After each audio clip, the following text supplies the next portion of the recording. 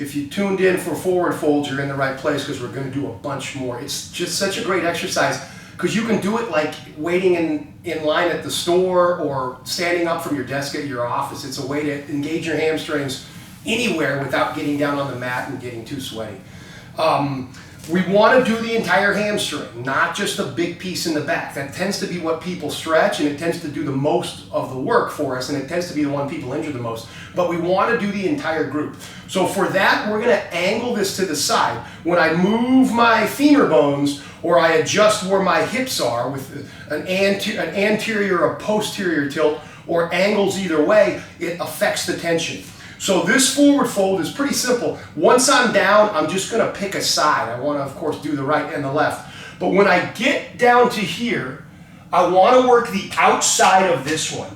So ideally, I'm so low that I reach and I palm the mat and I give a little slight push to the left. If I don't get that deep, it's not a problem. I bend the leg I want to stretch and I slightly bend the other leg. And then I push. Bend it as much as necessary. Maybe I can't even get that low. It's still not a problem. I can grab to my own calf and lean away. Bending the legs as much as possible. Keeping them straight is ideal, but if keeping them straight means I can only get to my thigh, that's not enough depth. So don't be afraid in all of these to alleviate a little bit to find some more depth. Don't alleviate all the way just so you can say you touched the mat.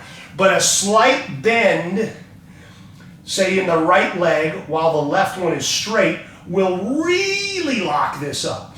If it's too tight, maybe I release this one just a little bit and push. But I want to feel it on the outside of this left thigh bone.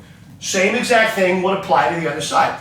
Get to my depth, reach to the side. Maybe with stiff legs, I can go all the way down. Congratulations, put it on Instagram. If not, just get to your shin bone, get to about your knee, give it a little push. But notice how my hip is moving. That adds to the tension. We're going to do a bunch of exercises where we set the tension and then we tweak it just to get another little bit of stress on the muscle. So, forward fold, really any version you want to get down, and then pick a side, maybe a slight bend if you need it, maybe not, and then poke that hip just a little bit.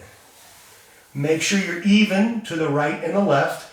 Poke that hip. You're either on the mat, maybe even a block or a stack of books or something, or you're grabbing your own leg. Most people can get to their knee and then they push. You should feel it on the outside of those thigh bones.